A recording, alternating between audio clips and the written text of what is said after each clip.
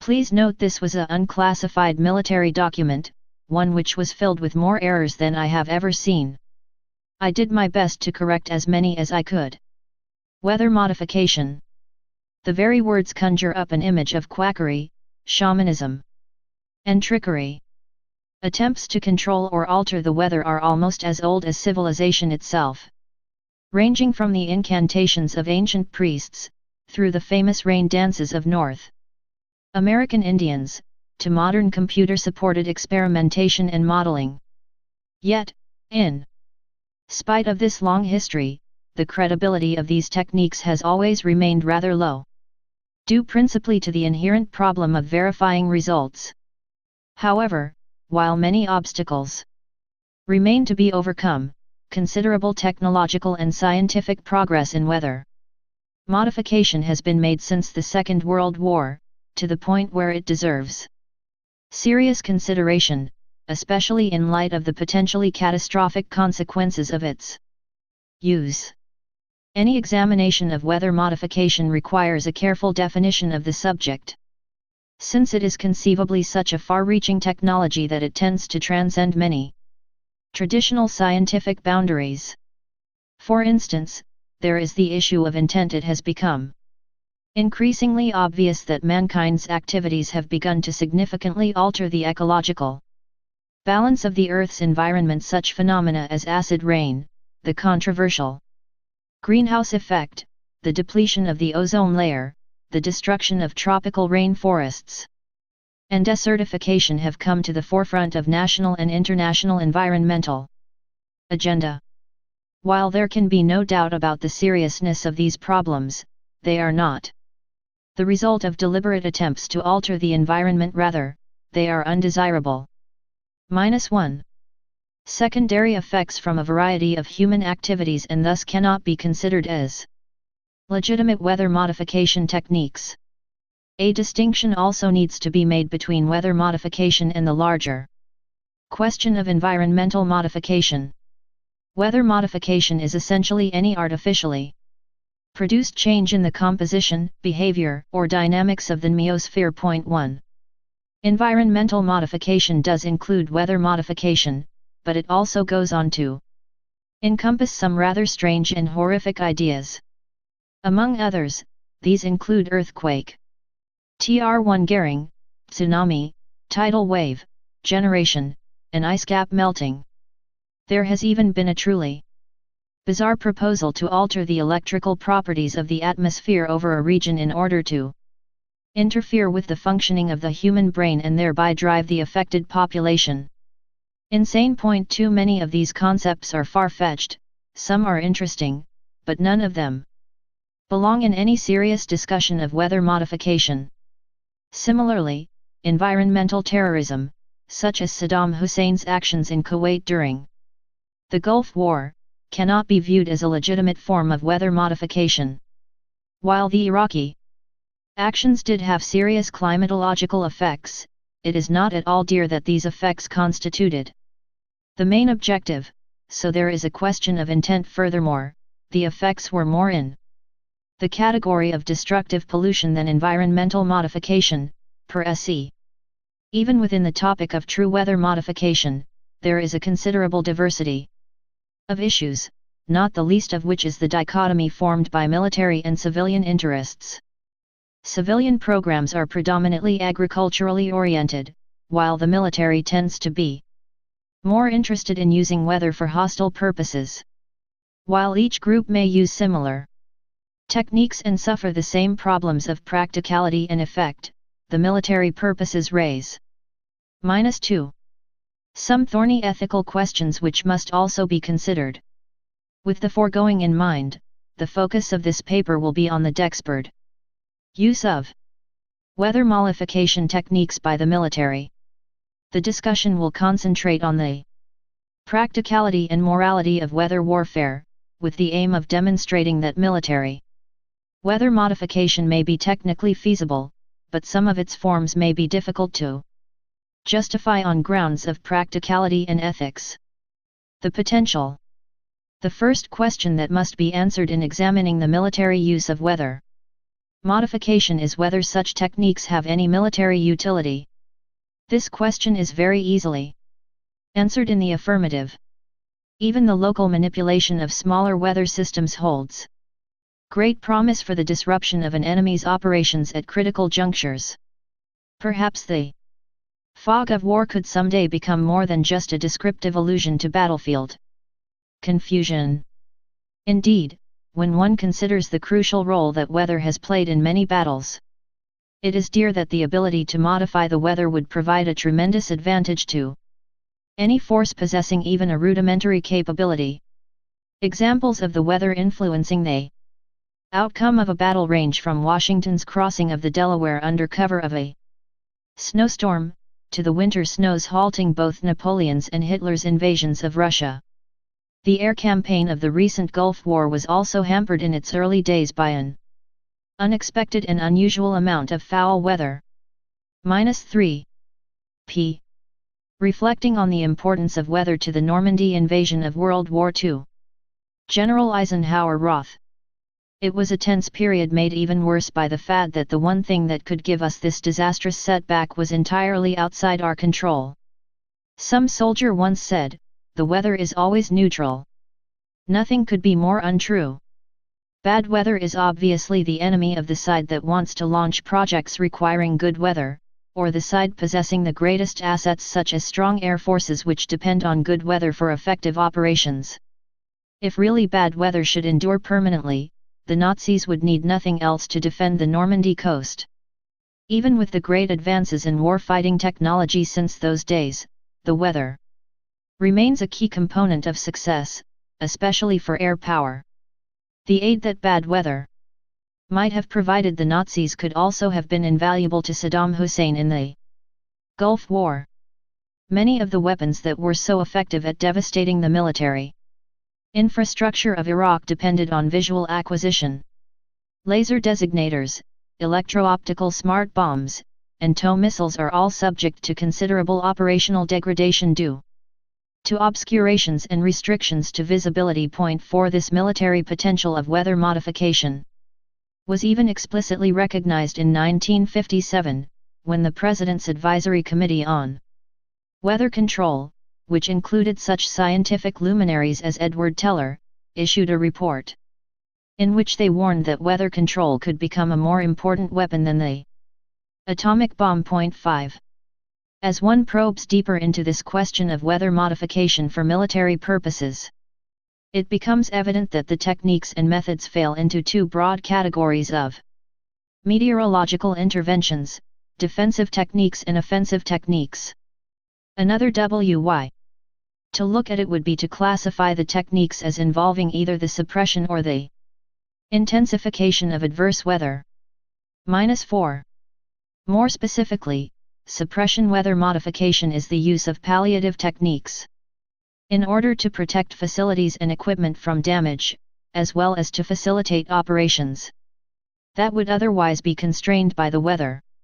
Examples of this type of activity induce the dissipation of fog or cloud, the suppression of hail and lightning, and the attenuation of severe storms. In contrast, offensive weather modification is the deliberate intensification or alteration of weather systems in order to disrupt the enemy's operations and destroy or damage his facilities or equipment. This is the use of weather as a weapon, which can include fog generation, storm intensification and guidance, precipitation augmentation and hail generation. It essentially involves the stimulation of latent instabilities in the weather system in order to achieve a desired larger effect. 6 This is an important point because the creation of significant weather phenomena from scratch is probably beyond human means.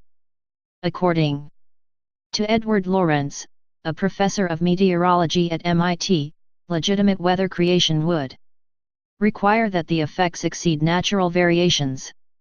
For instance, if the natural variation in Summertime temperatures in a region is half a degree, you would have to do something that would cause more than half a degree change over a sizable region. This would require the expenditure of an enormous amount of energy, more than that contained in several H-bomb explosions. Unfortunately, these practical difficulties with weather creation are often falsely described to weather modification, although the circumstances are entirely different. Thus, there can be little doubt that weather modification has tremendous military potential. However, if that potential is to be realized, the techniques and technologies must be practical. In order to properly assess this question of feasibility, it is necessary to begin. -5. With the technological history of weather modification. The history. Weather modification has a long history, though much of it is decidedly unscientific. The Bible cites the case of Joshua, who made the sun stand still at the Battle of Gilboa so that he could finish destroying the enemy before dark. 8 In the April 5, 1839 issue of the National Gazette and Literary Register of Philadelphia, James P. Espy claimed that if large fires were lit, the resulting updrafts would create cumulus clouds and bring rain. He proposed that a string of small timber lots along the western frontier from the Great Lakes to the Gulf of Mexico be set ablaze once a week. Espy claimed that this would result in a line of rain showers which would then travel eastward to the Atlantic. Another curious episode in the history of weather modification occurred at the end of the Civil War, when Edward Powers, a civil engineer, published a book entitled War and the Weather, in which he postulated that the noise of battle had generated rainstorms. In 1890, Congress appropriated $9,000 to test this theory. A series of massive nighttime explosions were detonated in Texas in the summer of 1891, but the results were inconclusive. The researchers, though, were undaunted and decided to repeat the experiment at Fort Myer, Virginia, across the Potomac from Washington, D.C. This was a spectacularly bad choice of locale for the noisy explosions in the middle of the night. Provoked a storm of protest, but little rain. The project was subsequently quietly cancelled. Other famous weather experimenters included an American doctor named Leon -6 Chaffee, who flew above clouds in 1924 in order to bombard them with shovelfuls of sand. He claimed that his technique caused the clouds to disappear too realistically, though serious and scientific investigation of weather modification dates from the end of World War I. In 1946, Dr. Irving Langmuir and his laboratory assistant, Vincent J. Schaefer, discovered that dry ice fragments could induce numeration in clouds of supercooled water droplets. Shortly thereafter, Dr. Bernard Vonnegut, working independently in the General Electric laboratories, discovered that silver iodide particles were even more effective at generating numeration. The particles were surmised to be much more efficient node than those occurring naturally. 13 This was an important milestone in the history of weather modification. 4. Without this artificial numeration, thermodynamically unstable conditions may be checkmated by colloidal stability, and, therefore, pass on or dissipate without having produced the weather benefits of which they are capable, or they may become intensified until the ultimate spontaneous outbreak is vastly harmful. 14. Vonnegut initially had no thought of using his discovery outside the laboratory, but the publicity surrounding his discovery and the Langmuir/Schaefer efforts soon led to a rapid growth in research projects. The first major study which resulted from this increased interest was the U.S. government-sponsored Project Cirrus, which began in 1947. It concentrated mainly on cloud seeding in order to induce precipitation, but notable experiments involving hurricane seeding were also undertaken. This led to some rather serious controversy, as in the following case. On October 13, 19471, a flight was made into the vicinity of a hurricane located about 350 miles east of Jacksonville, Florida. One of the spiral rain bands was seeded. Project Cirrus flight personnel reported from visual observations that there was a pronounced modification of the cloud deck after seeding. Shortly after the seeding, the hurricane, which had been traveling northeastward, changed its course. -7. And headed almost straight westward to strike the coast of South Carolina and Georgia. There was much speculation concerning the possibility that the seeding was responsible for changing the path of the hurricane. 15. This controversy was pivotal for weather modification research because it demonstrated that the possible legal consequences arising from the deliberate alteration of such damaging storms meant that little future experimentation could be carried out on any storms which had the potential to reach land. This was typical of the difficulties that were to plague weather modification research. Project Cirrus continued on into the 1960s with a mixed record of successes and failures. As with all weather modification experiments, it soon became apparent that it was very difficult to verify the results of the seeding. In other words, did the precipitation occur because of seeding or in spite of it? Several studies were made of the project results, with the most thorough probably being that sponsored by the U.S. National Academy of Sciences. During the period 1968 to 1973, they concluded that in certain meteorological situations not completely understood, seeding can increase precipitation from 10 to 30% or over what would have been expected. Hence, in the longest randomized cloud seeding research project in the United States involving cold orographic winter clouds, it has been demonstrated that precipitation can be increased by substantial amounts and on a determinant basis. 16. However, the most significant result of the project was the increased scientific legitimacy that it furnished to weather modification. This gave rise to a whole series of weather modification experiments, as well as spawning a commercial cloud seeding industry. One of these new areas of research involved the suppression of hail. Various experiments in this field were subsequently undertaken in many larger agricultural countries of the world, including Canada and the USSR. The basic technique consisted of saturating -8 is hail-forming clouds with a superabundance of ice crystal nuclei so that the available water would be used up, thereby inhibiting the growth of hailstones by riming. The Soviet Union claimed an incredible 70 to 80% reduction in hail damage in some areas due to these techniques, but there was considerable skepticism elsewhere concerning the statistical validity of their results. 7. In the United States, Project Halswath, conducted in 1966 near Rapid City, South Dakota, also reduced hail damage, but most scientists did not view the results as conclusive. 18. Other large projects in the US, Canada, and South Africa obtained an estimated 20 to 50% reduction in hail damage, although their findings were also controversial. 9. Fog dissipation was another area which received considerable attention, primarily in support of airfield activities. In fact, there had been previous attempts to deter fog from runways during the Battle of Britain with ground-based thermal systems which were installed at 15 RAF aerodromes. These FIDO systems, fog, intensive, dispersal of, consisted of a series of pipes along the runways through which aviation fuel was pumped and ignited as it escaped through small holes.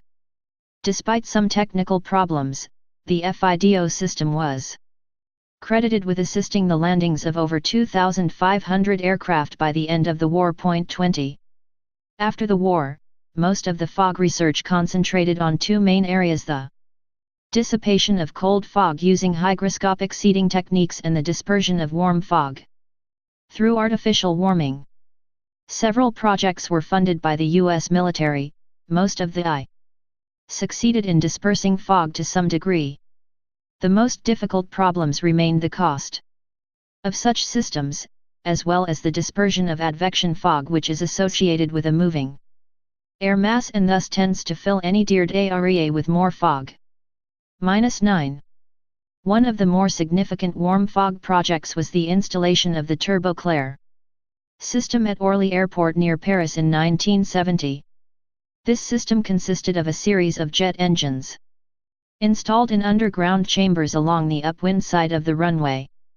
Tests showed that the system could improve the visibility in the approach and touchdown portions of the runway to at least the minimums required for operations. Point 2. In the case of supercooled fog, several experiments proved that dry ice seeding can be a cheap and effective dissipation technique. 13 American commercial airports were using it on an operation basis in 1973.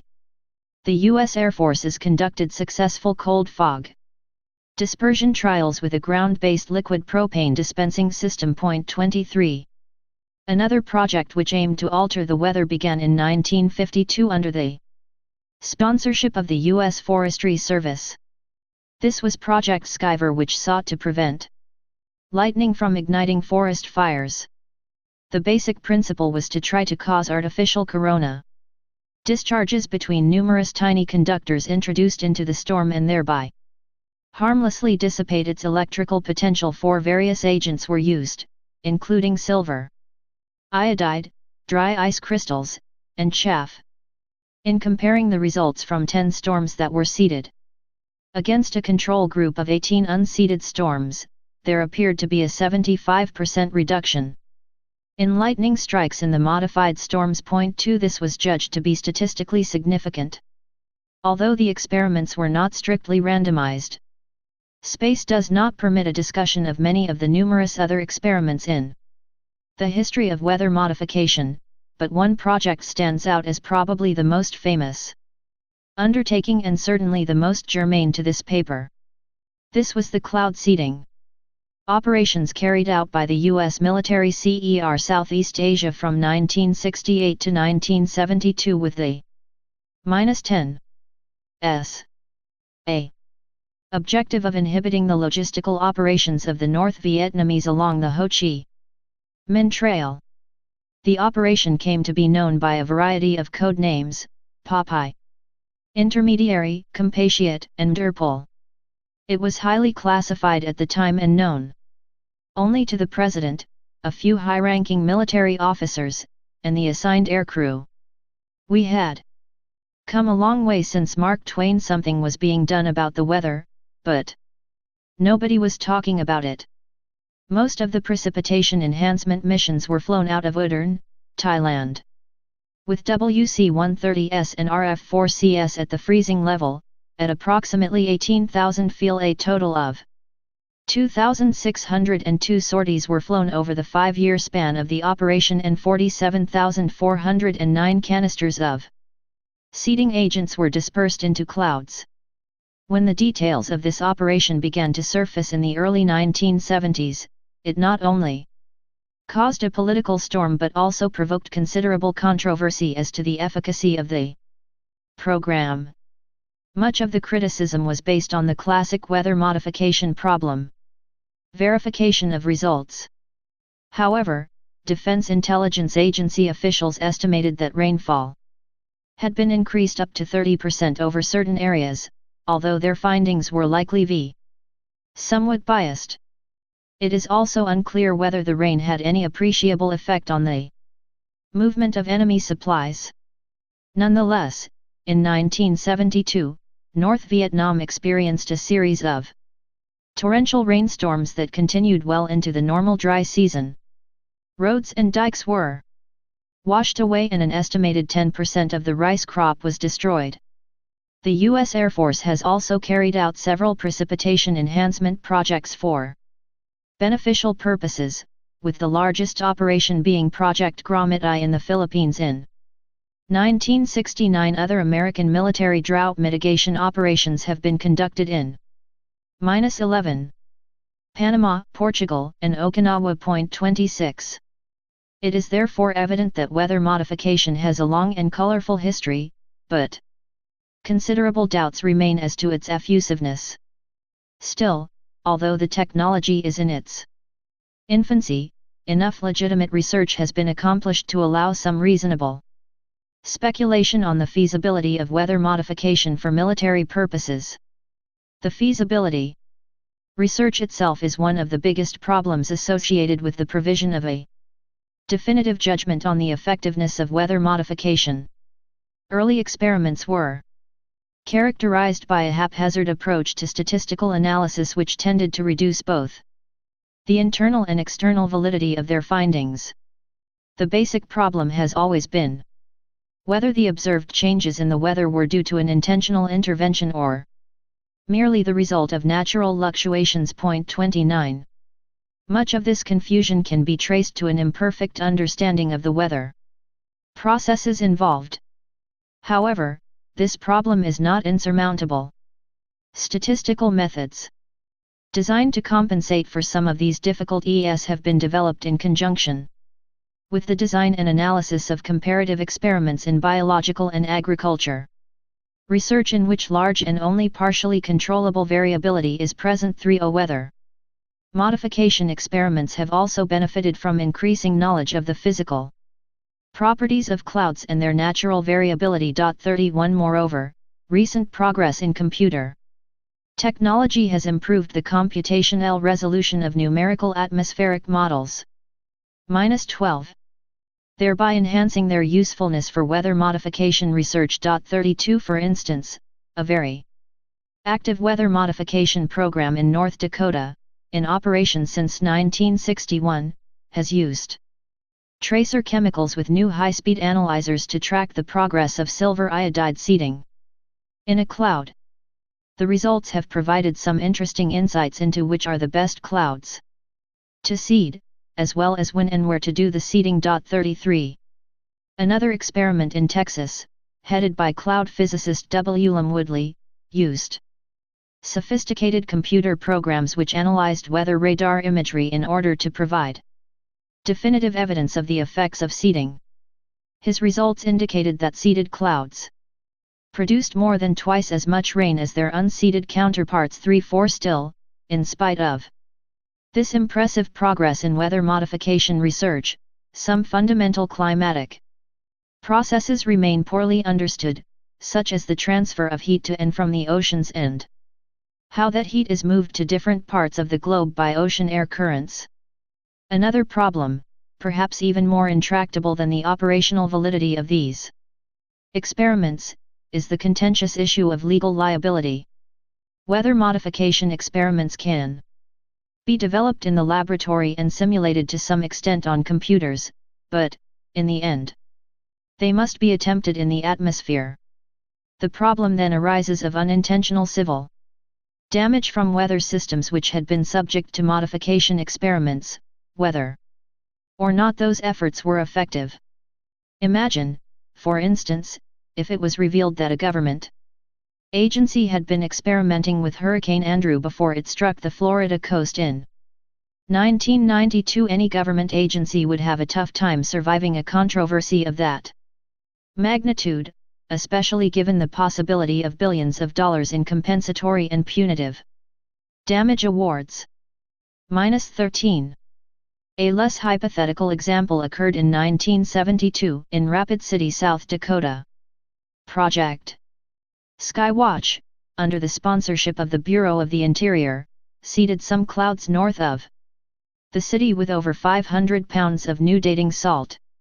A tremendous storm followed which caused a flash flood that burst the Canyon Lake Dam. The result was 238 people dead and hundreds of millions of dollars in damage. Subsequent investigations established that seeding was not responsible for the specific storm that caused the flood. Public opinion polls also showed that the majority of the town's inhabitants did not blame the weather researchers for the disaster. Still, such events do raise some interesting problems. The radical result has been a severe limitation on weather modification research where there is any likelihood of damage to property or personal injuries. This has virtually eliminated some types of experiments, such as hurricane modification. These examples of projects gone awry also raise some profound questions as to the feasibility of offensive weather modification, for if such unforeseen consequences occur during relatively limited experiments, there is a significant possibility that a wider use of weather modification on the battlefield could result in significant fratricidal damage. The storm you send to strike your enemy may instead pounce on you. Of course, weather modification is still an emerging technology. Presumably, as progress is made, such risks would diminish. But offensive weather modification will likely always remain a high-stakes wager. The payoffs can be enormous, but so can the losses. On the other hand, localized suppression modification, fog and cloud dissipation, hail suppression, and other such ameliorative techniques offers greater technological promise and less legal risk. There is little potential for a successful lawsuit challenging the daring of a -14 heavy fog, or the dissipation of a severe hailstorm. Furthermore, although suppression techniques are not as spectacular as the more overtly hostile offensive weather modification, the results can be important for the military, especially in an area like Western Europe, which is plagued by bad weather and poor visibility. In general, therefore, it must be concluded that the military feasibility of offensive weather modification is limited. The present technology is uncertain, research is tfa, and the results can be unpredictable to the point where the risk outweighs the possible gain. In contrast, the more defensively oriented suppression techniques have a reasonably sound technological base, good potential for further research, and a reasonably high payoff. Nevertheless, there remains a question of ethics and morality in any use of weather modification, especially by the military. Does the military have the right to interfere with complex, poorly understood weather systems in the name of national security? The ethics. The use of weather as a weapon by the military raises many questions that, at best, can only be partially answered. In many ways, offensive weather modification is a technology in which man's reach often exceeds his grasp. The capability to modify large and very powerful weather systems now exists, although the extent and effectiveness are debatable. More certain is the fact that the effects of human intervention are not well understood. Offensive weather modification is a very unpredictable weapon which, individually or in combination with natural phenomena, could cause terrible damage to the -15 world ecosystem through unforeseen and uncontrollable reactions. Even in the name of national security, it is very difficult to justify such a weapon.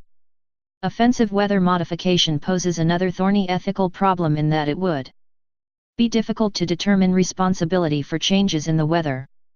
Weather is generally assumed to result from natural forces, thus, offensive weather modification is a technology which lends itself to covert action, especially in the case of long-term climate modification, which could be used to economically drain an enemy. Such actions could remain unknown to the general citizenry of both the victim and the aggressor nations. For example, one scientist has proposed fertilizing the Antarctic Ocean with iron in order to encourage algae growth, which would draw carbon dioxide out of the atmosphere and result in global cooling. 38 While the scientific rigor of this particular theory may be debatable, it does serve to illustrate the potential for a covered climate modification prone asterisk, with fearful consequences, for which it would be difficult to assign blame. Consequently, in spite of the tremendous military utility of offensive weather modification, its use must be viewed as morally repugnant. This does not mean that all research into the offensive use of weather modification should cease, for there are a number of governments in the world who do not feel constrained by conventional morality. At the very least, one should have the means to detect attempts to modify the weather, and hopefully, to counter the effects. In fact, during the early 1970s, Project Nile Blue of the U.S. Defense Advanced Research Project Agency had this weather modification detection mission as its primary objective. This leads to an area of military weather modification which is much easier to justify. -16. Local suppression modification. As mentioned earlier, the technology is more predictable and, since it seeks only to alleviate some of the destructive aspects of weather, it is much less controversial. The civilian applications of this technology are similarly beneficial and could be used as further justification for continued research. Based on the foregoing discussion, it seems reasonable to conclude that offensive weather modification is neither radical nor very ethical as a military weapon. It is also apparent that suppression modification has much better potential. History, though, has often shown that if a new military technology is developed, especially one with the great possibilities of offensive weather modification, it will eventually be used unless it is proscribed by effective international agreements. The Tremflays concern about the possible detrimental effects of offensive weather modification began to grow in the 1960s, coincident with the increase in technological sophistication. Much of this concern was restricted to the scientific and environmentalist communities until 1972, when Senator A.I. Bompel and the Senate Foreign Relations Committee began to investigate the Precipitation Augmentation Act of the American military forces in Vietnam. When the Vietnam weather modification operation was finally revealed to the public in 1974, the resulting controversy led to a series of hearings in the U.S. Senate. Shortly thereafter, the North Atlantic Assembly adopted a proposal that recommended that NATO prohibit the use of environmental modification, except for peaceful purposes and for the betterment of mankind, and for purposes which have no effect on the ecological balance. In the United Nations, the Soviet Union proposed a resolution in 1974, later adopted by the General Assembly in 1977, to prohibit hostile use of environmental modification techniques. The resulting Convention on the Prohibition of Military or any other hostile use of environmental modification techniques committed the signatories to refrain from any military or other hostile use of weather modification which could result in widespread, long-lasting or severe effects. 4. Unfortunately, although these conventions represented significant progress, they contained many loopholes, not the least of which was the fact that they were limited to widespread effects, thereby allowing the tactical use of weather modification to escape the ban. Similarly, the difficulties of verifying and enforcing such a ban soon became apparent. In the case of the United Nations Convention, suspected violations are referred to the Security Council for investigation. While the recent end of the Cold War has engendered a new sense of cooperation in the UN, the fact remains that the veto power in the Security Council has effectively emasculated this treaty in the case of any great power involvement. After this blurry of activity in the 1970s, international interest in this issue began to wane and little progress has been made in recent years, although local objections to weather modification programs in Canada and the United States has been growing along with general concern for environmental degradation. In fact, even in regions where cloud seeding has been used for 25 years, there is now an organized and vocal opposition. Predicting the future of weather modification is almost as difficult as accurately predicting tomorrow's weather. U.S. research is continuing, albeit at a decidedly lower pace than during the heyday of the immediate post-Second World War era. The emphasis has also shifted from overt experimentation on the atmosphere to efforts to produce a realistic computer simulation that could be used for forecasting and experimentation. In the United States, federal money for modification research has dropped from $25 million per year in 1981 to a few million per year. 45 Worldwide, the trend is somewhat different, as the world Meteorological Organization has estimated that in 1989 there were 118 active weather modification programs in 32 countries, compared with 80 projects in 1983.4. In spite of these impressive figures, most of the active weather projects in the world, at least the ones of which we are aware, appear to be civilian. The world's military forces do not seem to be very interested in pursuing the use of weather as a weapon, although that could quickly change, especially given the vulnerability of some precision-guided munitions to adverse weather. The often unstable leadership of the military forces of the Third World may also see opportunities in offensive weather warfare where most other nations would only see disaster. In contrast, there seems to be good potential in the military use of suppression techniques to reduce vulnerabilities and facilitate operations, although many problems remain to be solved. Consequently, this area will likely receive the bulk of serious attention. Nevertheless, the conceivably calamitous effects of offensive weather modification militates. -19.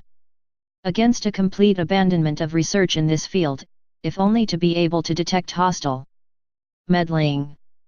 Perhaps the best solution would be an international body, similar to the International Atomic Energy Agency, which could provide the proper supervision, as well as a registry for weather modification apparatus in order to reduce suspicion between governments. 4. At present, international interest in weather modification treaties is relatively limited compared to the heated debates of the 1970s, but the largely tacit agreements already in place are far from complete, and the issue could once again spring into prominence if any significant attempts to use weather modification in a hostile context are revealed. Moreover, recent conferences, such as the Earth Summit in Rio de Janeiro, have focused worldwide attention on the deleterious environmental effects of routine human activities. Public opinion has become highly sensitized to environmental issues, rendering it a dangerous area for involvement by Western military forces, even if only for research purposes. Unfortunately, there are many regimes in the world who do not feel similarly constrained. Conclusion: military weather modification is not a fantasy, it is a fact. Both offensive and suppression techniques have already been employed by military forces engaged in various conflicts ranging from the Second World War to Vietnam. The success of these operations is controversial, the ethics somewhat doubtful, and the practicality is questionable, but they have still occurred. -20. Many of the doubts have been focused on offensive weather modification, wherein the techniques are more unreliable and the results less predictable. With this limited practicality, as weft as the ethical problems associated with hostile weather modification, it does not seem to be a viable military weapon. Nonetheless, its potential is so enormous that theoretical research must continue into offensive weather modification in order to understand its effects if one should ever become its victim. In marked contrast, however, the use of local suppression techniques to improve the weather shows great technological promise and is much easier to justify. The elimination or dissipation of fog, lightning, hail, and other damaging phenomena would not only aid military operations, but could also prove immensely beneficial to the civilian populace. Furthermore, since these techniques are inherently defensive, there should be much less reluctance to share the results of this research so that friendly nations can also benefit. Finally, the entire issue of deliberate environmental modification deserves greater international attention than it has received in the recent past. The present treaties are inadequate, poorly defined, and full of loopholes. Offensive weather modification for military purposes should be banned in all forms, and strict limits should be placed on the military use of suppression techniques. Stay paranoid, my friends.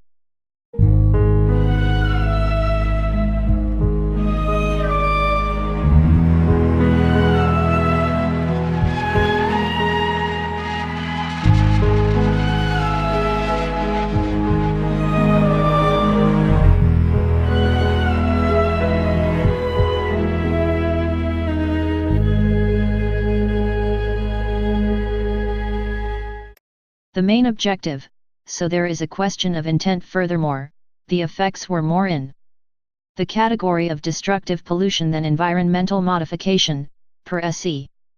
Even within the topic of true weather modification, there is a considerable diversity of issues, not the least of which is the dichotomy formed by military and civilian interests.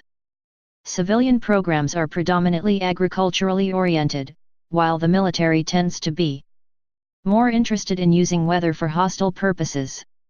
While each group may use similar techniques and suffer the same problems of practicality and effect, the military purposes raise -2.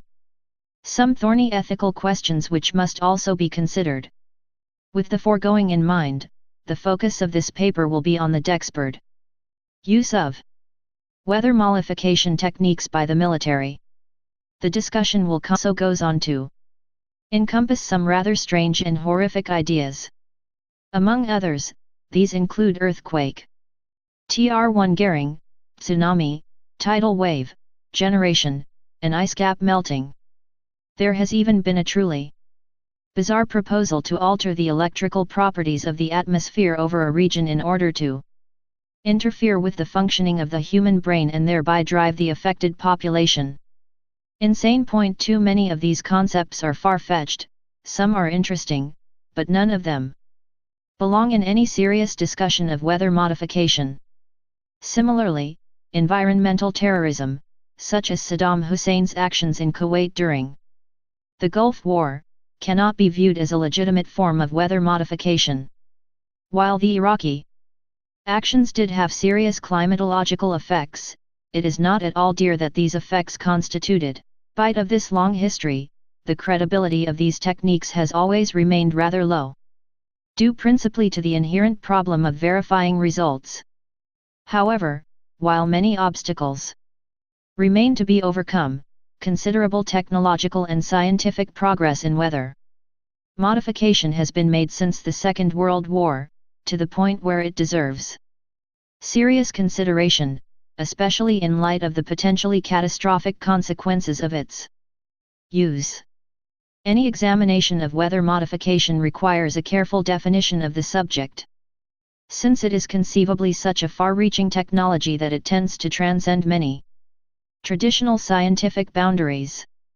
For instance, there is the issue of intent. It has become increasingly obvious that mankind's activities have begun to significantly alter the ecological balance of the Earth's environment. Such phenomena as acid rain, the controversial greenhouse effect, the depletion of the ozone layer, the destruction of tropical rainforests, and desertification have come to the forefront of national and international environmental agenda. While there can be no doubt about the seriousness of these problems, they are not the result of deliberate attempts to alter the environment. Rather, they are undesirable. -1. Secondary effects from a variety of human activities and thus cannot be considered as legitimate weather modification techniques. A distinction also needs to be made between weather modification and the larger question of environmental modification. Weather modification is essentially any artificially produced change in the composition, behavior, or dynamics of the meiosphere. 1. Environmental modification does include weather modification, but it also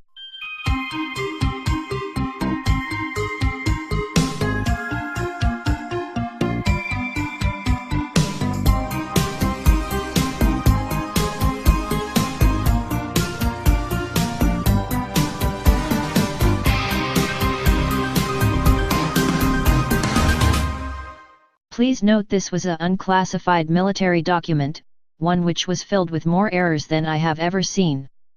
I did my best to correct as many as I could. Weather modification. The very words conjure up an image of quackery, shamanism, and trickery. Attempts to control or alter the weather are almost as old as civilization itself. Ranging from the incantations of ancient priests, through the famous rain dances of North American Indians, to modern computer-supported experimentation and modeling. Yet, in